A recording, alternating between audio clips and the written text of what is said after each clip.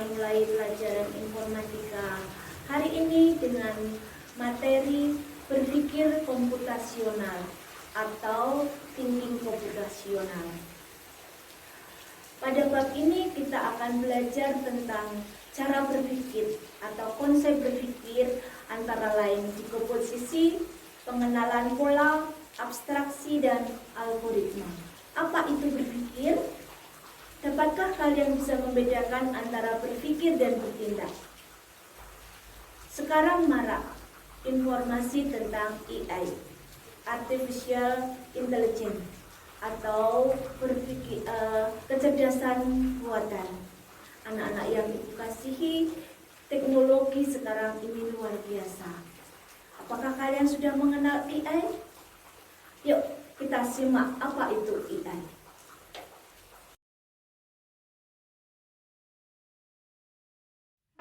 Di tahun 2050, AI mengambil alih dunia. Robot-robot melawan dan menguasai jalanan.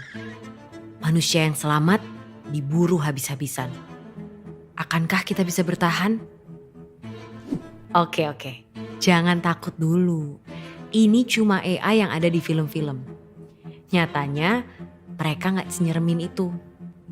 Tapi apa iya? Apakah ada ancaman tersembunyi dari AI?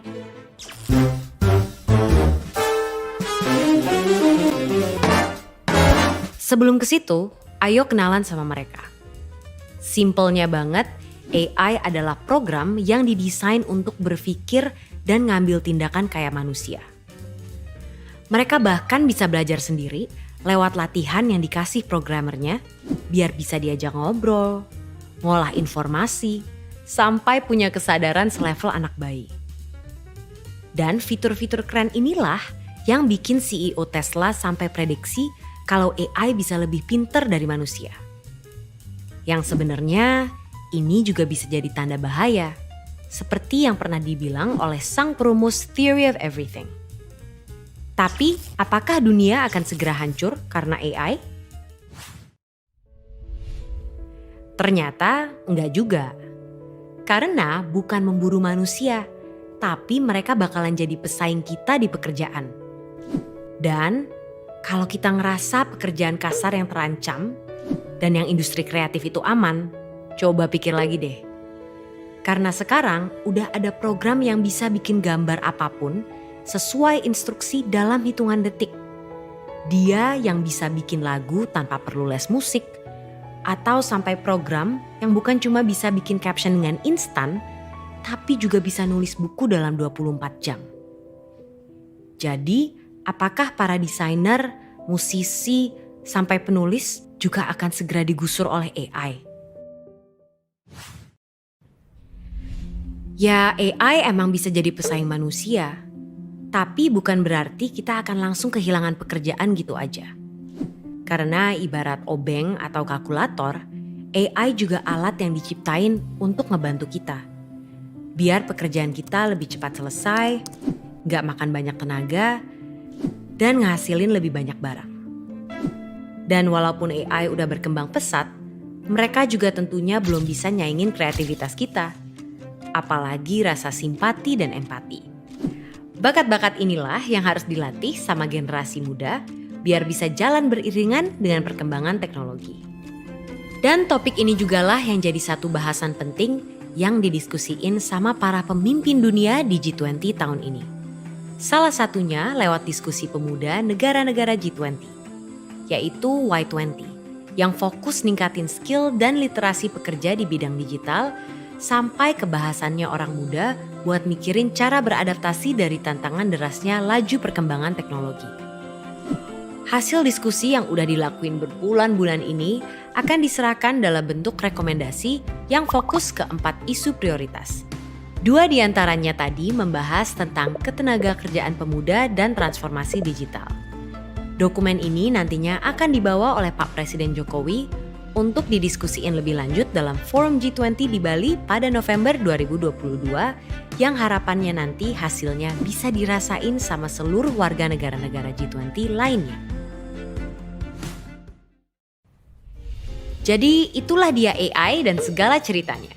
mulai dari tantangan sampai peluangnya. Selain kita perlu melajarin dan nyikapin AI dari kedua sisi, kita juga harus punya sifat satu ini. Ya, curiosity. Sebagai generasi muda, harus terus penasaran sama perkembangan teknologi, biar bisa beradaptasi dan ikut ambil bagian. Karena kalau kita cuek dan terlalu terlena sama kecanggihannya, bukannya nggak mungkin di masa depan nanti kita semua bakal jadi pengangguran. Dan seperti biasa, terima kasih. Anak-anak ibu yang ibu kasihi, kalian telah menyimak apa itu artificial intelligence atau kecerdasan buatan, di mana mesin bisa berpikir seperti manusia. Kita manusia janganlah kalah dengan robot-robot atau mesin-mesin yang telah dibuat manusia. Bagaimana langkah-langkah berpikir secara baik atau secara efisien atau efektif? Mari kita pelajari. Pengenalan computational thinking. Hai teman kece, coba tebak apa artinya computational thinking atau berpikir komputasional? Adakah yang bermata jeli dan melihat kata komputasional di sini? Jadi mungkin ada hubungannya dengan komputer ya? Iya, betul sekali. Jempol buat kamu yang sudah menebak dengan benar. Berpikir komputasional adalah proses berpikir untuk menyelesaikan masalah dengan efektif dan efisien. Dalam ilmu komputer, proses berpikir ini dilakukan sebelum mulai menulis coding atau pemrograman. Jika sudah direncanakan dengan baik, maka coding yang ditulis akan sesuai dengan kebutuhan dan dapat diselesaikan dengan cepat dan tepat. Tapi ternyata berpikir komputasional juga bisa dilakukan tanpa komputer dan tanpa internet loh. Malah sebenarnya kita pun sudah menerapkannya dalam kehidupan sehari-hari. Mulai dari menggosok gigi, mencatat ringkasan pelajaran, hingga menyiapkan tas untuk sekolah besok. Wah, kalau kita sudah bisa menerapkannya setiap hari, berarti kita semua sudah mahir dong. Eits, belum tentu. Contoh-contoh tadi kan menerapkan berpikir komputasional pada masalah yang sederhana. Masih banyak nih masalah yang lebih kompleks, seperti misalnya mengatur keuangan bulanan, apa yang harus dilakukan kalau kamu tersesat di tempat baru, hingga memilih jurusan dan karir. Lalu yang lebih penting lagi, ketika kamu dewasa nanti, kamu akan menghadapi era industri 4 dan bahkan 5. Di sini kamu perlu kecakapan untuk memanfaatkan dunia digital, mulai dari mencari dan memilah informasi yang kamu perlukan, hingga menggunakan informasi itu untuk membuat keputusan penting dalam hidupmu. Menghadapi masalah kompleks kehidupan di masa sekarang dan masa depan ini mirip seperti merencanakan coding yang sudah dibahas sebelumnya.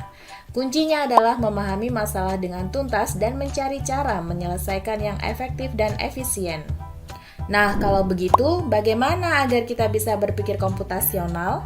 Sekarang kita bahas ya, 4 landasan dari berpikir komputasional.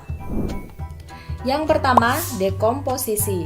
Dekomposisi artinya membagi masalah kompleks ke bagian yang lebih kecil agar mudah diselesaikan. Misalnya, kamu ditunjuk jadi ketua panitia lomba 17-an. Maka, untuk memudahkan pelaksanaan, kamu bisa menunjuk panitia bagian acara, konsumsi, publikasi, keamanan, dan lainnya. Yang kedua, pengenalan pola.